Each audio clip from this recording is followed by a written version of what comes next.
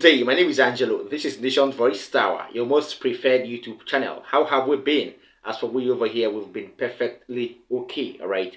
I made a background check on what might have been the cause or the reason why Bola Tinubu's case of forgery, perjury, and partial identity theft has been lingering for a while. Why has it been lingering? Why have no security operatives probed him over time, even when he was out of government? Because if we say he was covered by immunity when he was the governor of Lagos State, then what up when he left office? What happened to that? Okay, so I stumbled over documents that had a proof over the reason why Bola Tinubu has been moving freely as a man or as a politician, even having the guts and courage to contest for the highest seat in the land and even sit there. Okay, so I noticed that the PDP, the People's Democratic Party, and their presidents or their heads over time, their party leaders over time have actually allowed these sleeping dogs to lie. That is why we always allege that APC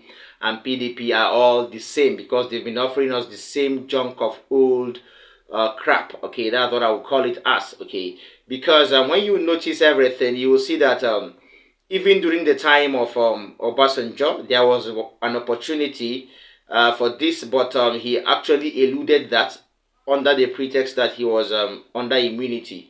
All right, Goodluck Jonathan was the person who had the best shot to probe him and arrest him and bring him to book. But what happened? I think the PDP is at fault for all these things we're experiencing now.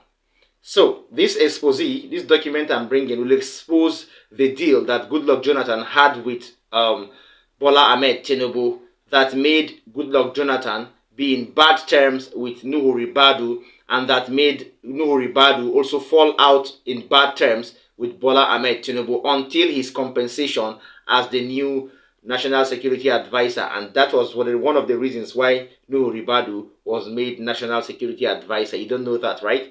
Now you're going to listen to that next, all right? Now, documents and proofs that show that Goodluck Jonathan's government filed and later withdrew criminal charges against Bola Tinubu for submitting fake academic claims have surfaced, all right? Now let's go straight to the matter at hand. After consulting sources, according to the People's Gazette, Bola Tinubu, who is now the president, actually in 1999 had issues of forgery, and perjury for lying under oath, because he went into the Lagos State Government House as elected, but with some fake documents and some documents that were unverifiable. All right.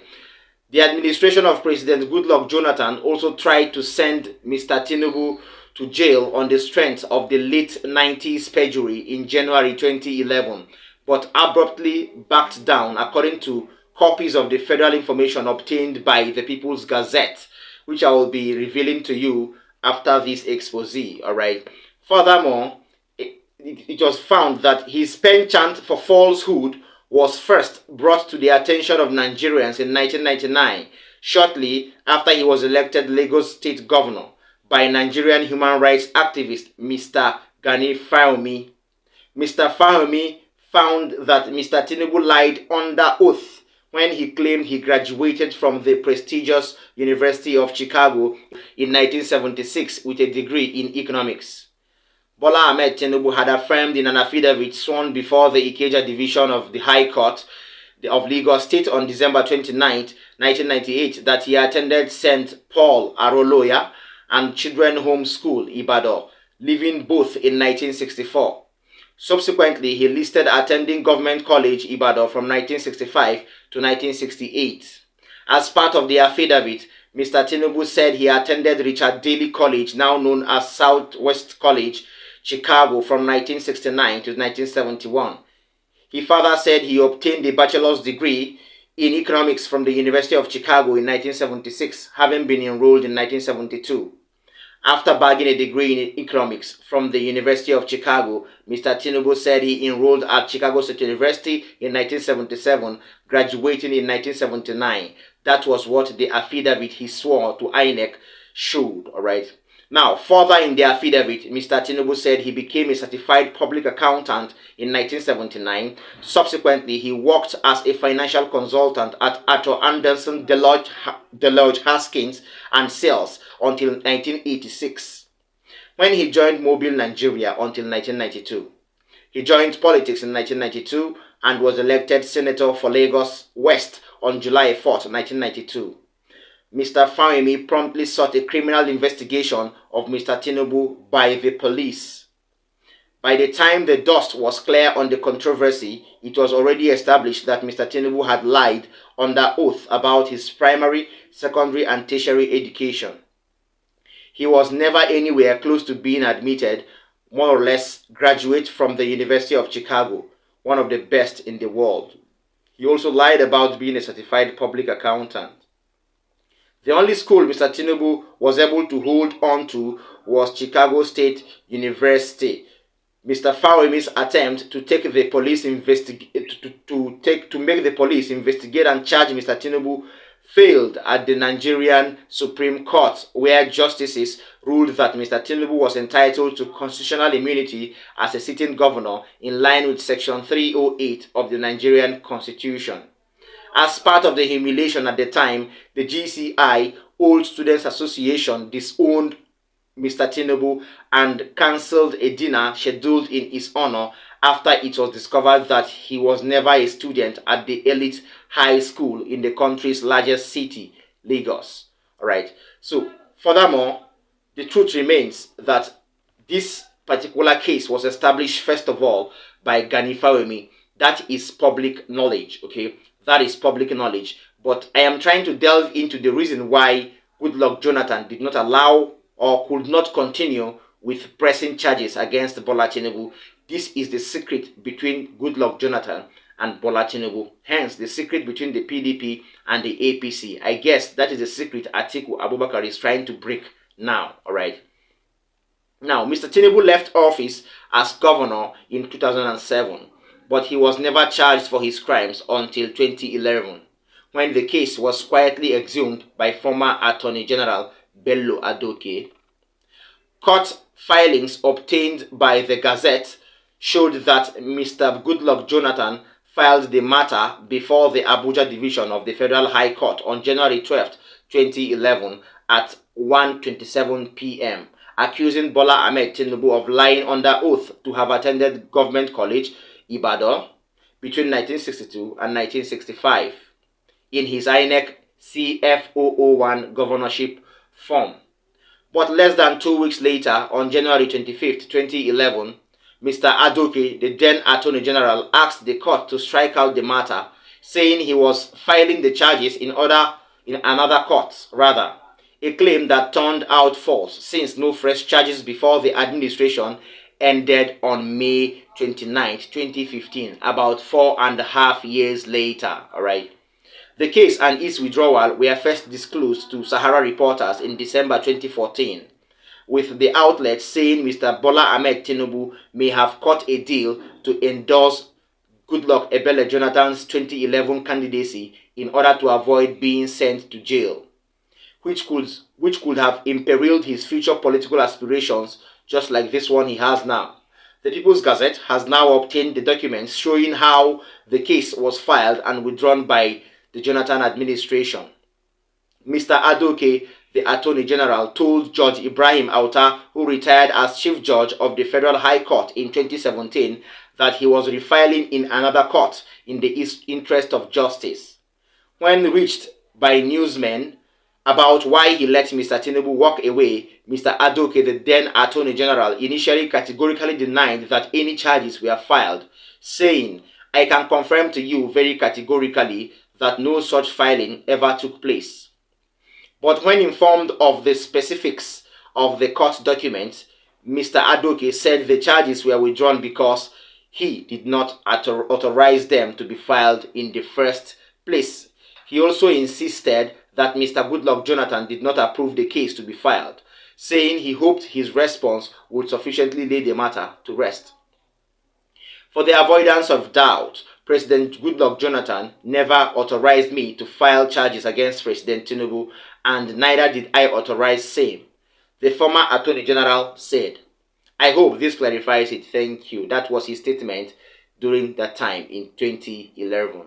Despite being lifelong political adversaries, Mr. Bola Tinubu suddenly backed Mr. Jonathan for the presidency in 2011, effectively throwing his own party's candidate, Nuhu Ribadu, under the bus. That is the reason why today they are at loggerheads, and he had to compensate Nuhu Ribadu by making him NSA. Why Mr. Tinubu backed Mr. Jonathan in that election was never publicly explained by either of them. Spokespersons from Goodluck Ebele Jonathan and Bola Ahmed Tinubu did not return queries when newsmen asked about the sudden backup in 2011. As Mr. Tinubu's falsehood has gripped the country again, his aides and supporters have launched a kind of tirade against Atiku Abubakar, arguing that Mr.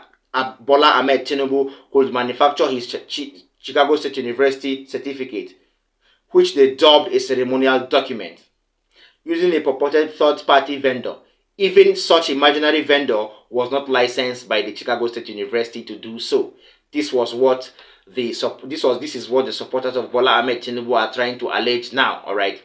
Well, they went further to assert that the transcript was what was crucial to show Mr. Tinubu indeed attended the school as claimed, and other details were irrelevant. This was what these people, that is supporters of Bola Ahmed Tinubu, were saying. But that's moving away from that. You have seen how Bola Ahmed Tinubu and Goodluck Ebele Jonathan went into a deal in order to uphold his election in 2011. I told you somehow that these people dine and wine together, but when it comes to the public space, they act as if they have never seen each other before, and they act as if they are political enemies. All right. Now, the first document on your screen, as you can see, is the court order document. Is labeled first caption.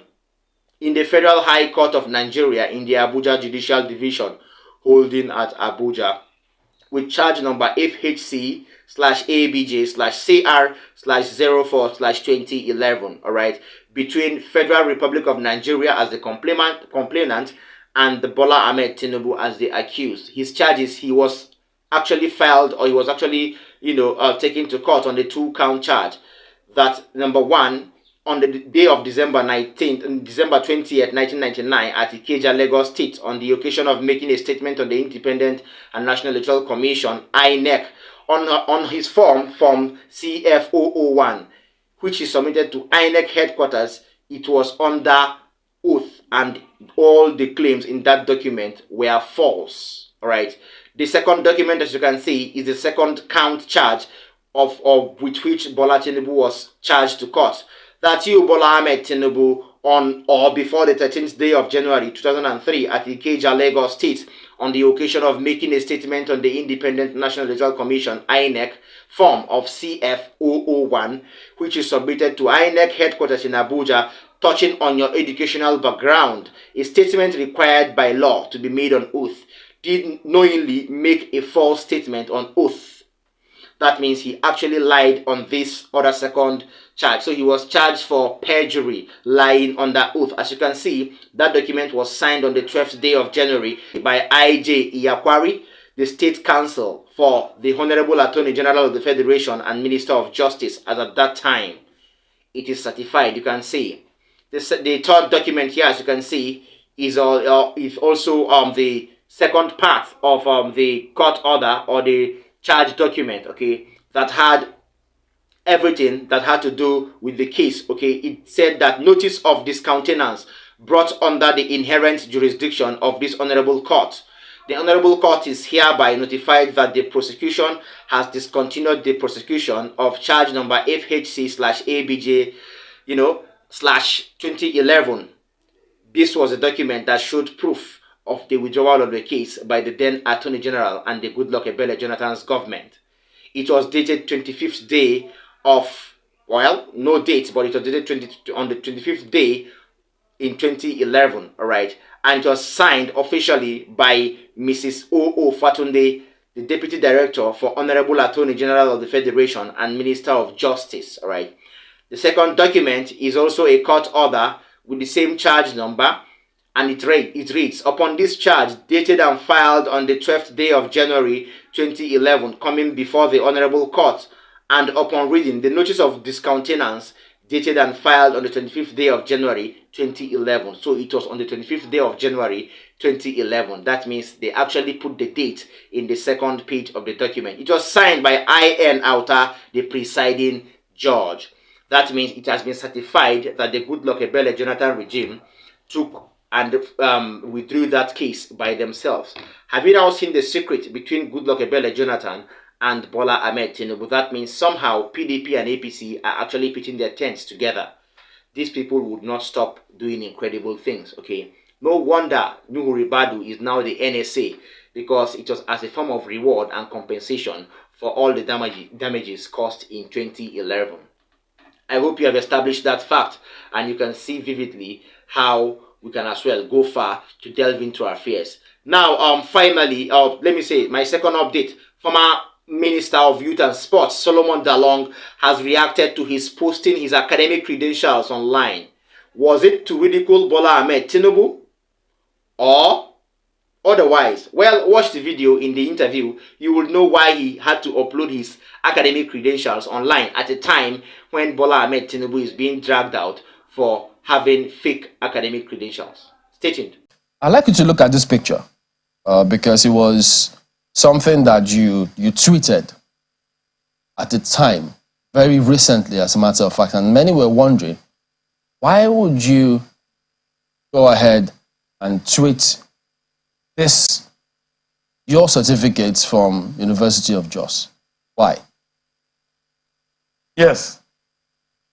I surrendered my credentials for public scrutiny because currently there is a very serious international and national brouhaha about the issue of credentials, academic credentials of Nigerians. The president is involved, his political allies are going from one court to the other in America and in Nigeria about credentials. Now, what is going on has placed every Nigerian who holds a certificate under suspect. So I have also put my own.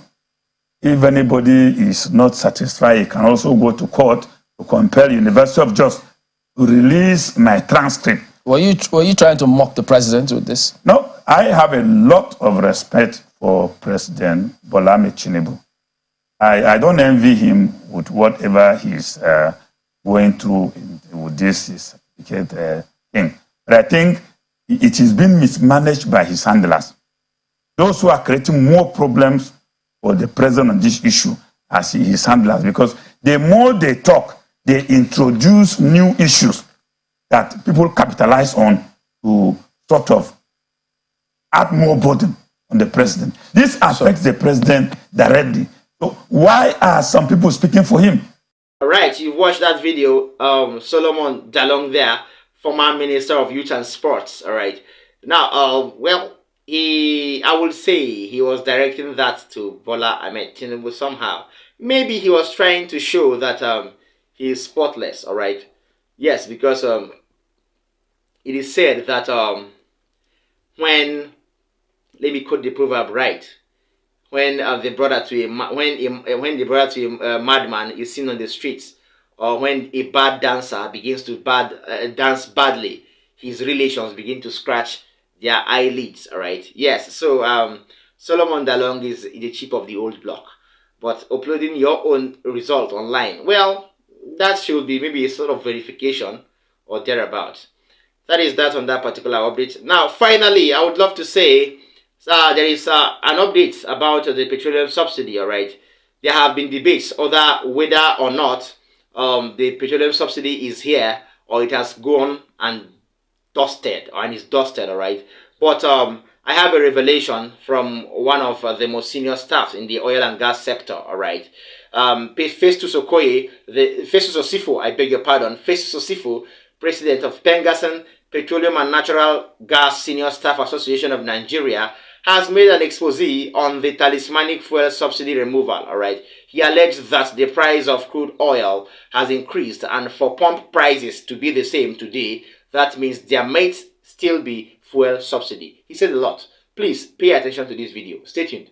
Okay, well, there's really nothing like partial subsidy. So subsidy is subsidy. Right. Even if you pay 1 naira, it's subsidy.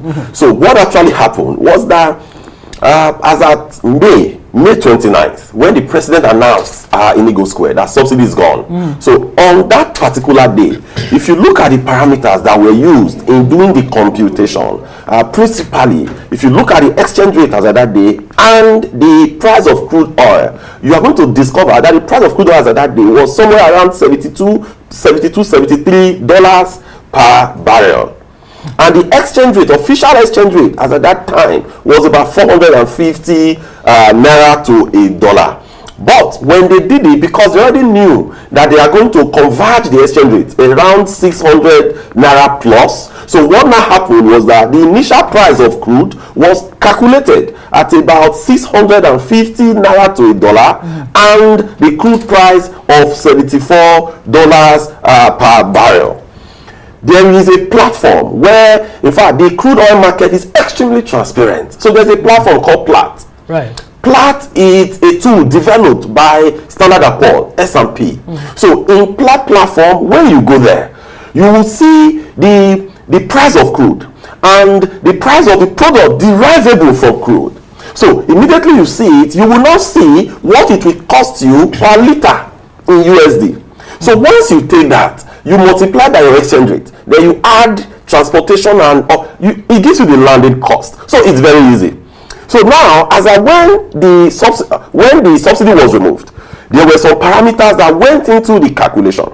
So as of today, after the initial parameter that went into it as at May, if you remember very well, that sometime again there was a shift. Right. So what necessitated that shift was the movement of the exchange rate to around 770 naira to the dollar. Then the price of crude was still around $75. So with the price of crude moving today to somewhere around hovering between 85 to 94 dollars per barrel, then it shows, and the pump price is still constant, then it shows that there is subsidy. So it's very simple. But very simple analogy. Says there's no subsidy. So who are we exactly? So now it not depends. It depends on what the exchange rate is. So it depends on what the exchange rate, how much, if NNPC said crude, how much are they selling, the exchange rate to federal government. So if today, I've said in another program, that if our exchange rate is somewhere around $600 naira to $1, then we crude at about $90, there won't be subsidy. So it not depends on what the exchange rate is. If the exchange rate is what we know from the official window at 770, and with the price of crude where it is today, we ought to be paying more. All right, all said and done. You've heard it from Festus Osifo there, the president of Pengassan. All right, and only those in Pengassan and those in the NNPC can really tell us what is happening to the oil and the subsidy. Yes, it is evident that there may still be fuel subsidy, because we've noticed a lack of rise in the fuel pump price over time. It has been like that for the past 1 month, and there has been no increment. That means somehow there is still fuel subsidy, and these people are still using it as a form of corruption to launder billions of naira into personal accounts. We will probe them over time. Now, I hope you enjoyed our updates. Before I say quits, I would love to urge you, please like our videos, share them. Don't forget to drop a comment for us in the comment section. And if you're watching me for the first time, please tap the notification bell as well as the subscribe button, so that you will get to see me firsthand anytime I drop an information. See you next time. From my table, I'm saying bye.